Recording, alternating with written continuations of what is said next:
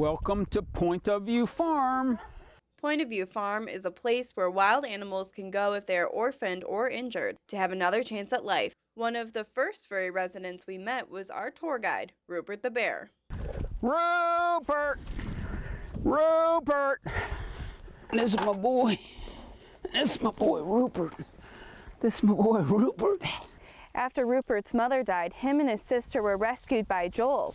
Now, they're free to be wild bears. They're going to be out on their own, and I'm going to be, worried about them and all that sort of stuff, but that's the game plan. The game plan is to always get any animal possible out into the wild so it can be a wild animal.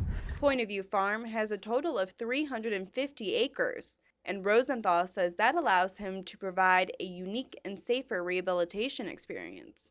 These wildlife centers that have bears, they sedate them this time of year and they truck them off 100 miles somewhere else and just throw them off into the woods. But my animals, whether or not it's this guy or raccoons or whatever it might be, or Rose, they can come back in.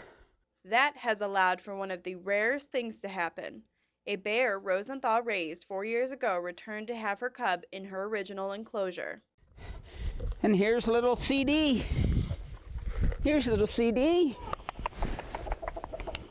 Last summer, during mating season, she came in with her boyfriend. I appreciated it because as a father, I want my daughter to introduce me to her boyfriends. When I put her in here to protect her from the hunters this past winter, indeed, she went back in the corner there and she had this little cub. Their neighbors are permanent residents on the farm that cannot be released back into the wild due to injuries.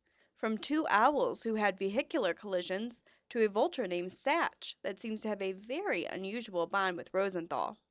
But he isn't the only one. Is that Maxwell? Hi, Maxwell. Rosenthal uses these animals as educational tools that he takes into schools and classrooms. And one of the farm's newest residents is a little baby fox. That's Phineas. He too will eventually be released back into the wild, just like Rupert the bear. Although Rupert likes to come back for snacks and scratches.